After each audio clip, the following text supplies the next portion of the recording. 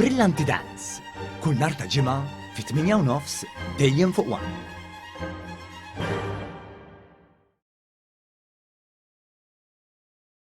Il-Gvern jieda skema ġdida bil-għan li tinċentiva investituri privati sabiex jinvestu f'enerġija rinnovabbli permezz ta' proġetti li jiġġeneraw mhux inqas minn 1000 kW kull wieħed. F'konferenza tal-aħbarijiet ġie spjegat li dawn il-proġetti jistgħu jiġu installati f'barrieri, artijiet industrijali, bjut u parkeġġi fost l-oħrajn.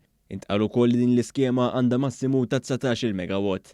Il-Ministru għall-Enerġija, l-Intrapriża u l-Ambjent Mirjam Dalli sqaret li l-bidla l-enerġija rinnovabbli ma tistax issir mingħajr is-settur privat. Għalhekk il-Gvern qed joffri din l-opportunità sabiex investituri jgħinu f'din il-bidla filwaqt li jkunu assigurati investimenti brati ideali għas-settur privat. Hija fakret kif il-mira tal-Unjoni Ewropea għall-ammont ta' enerġija ġenerata minn sorsi rinnovabbli sal-2030 hija ta' 11.5%, iżda din bħalissa hija aktar minn 12%. Minkejja dan stqarret li xorta waħda fadal xi jsir, hekk kif il-Gvern se jkompli jinċentiva l-bidla nadifa permezz ta' investimenti simili. Hija appellat lill investituri sabiex jibbenefikaw minn din l-iskema li se jkollha riżultati pożittivi għalihom, għall-ambjent u għall-poplu Malti.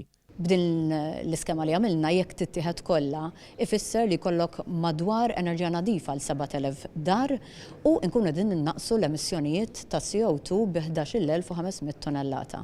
U allura l-appell tiegħi l-investituri biex verament jidħlu għal dawn l-iskemi għaliex inkunu din nagħmlu ġid lill-ambjent, però hemm ukoll aspett finanzjarju għaliex ikollhom rate of return tajjeb fuq l-investiment tagħhom u fl-istess ħin inkunu qegħdin naċċertaw ukoll li jinsaħħu l-awtonomija fejn tidħol produzzjoni tal-enerġija. Intant, il-kap eżekuttiv tar-regolatur tas-servizzi tal-enerġija u l-ilma Marġun Abela spjega li r-regolatur se jkun qed jinforma lil dawk interessati dwar il-proċess kollu tal-applikazzjoni.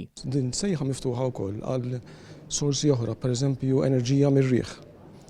Issa l-offerti għal din l-iskema ħajftħu fit-22 ta' Mejju fejn wieħed jista' jitfal bid tiegħu, meta qed ngħidu jitfal bid tiegħu jitfal feed-in tariff.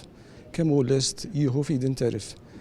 U fit-30 ta' Mejju mbagħad jinfetħu l-bids li jkunu ntafgħu.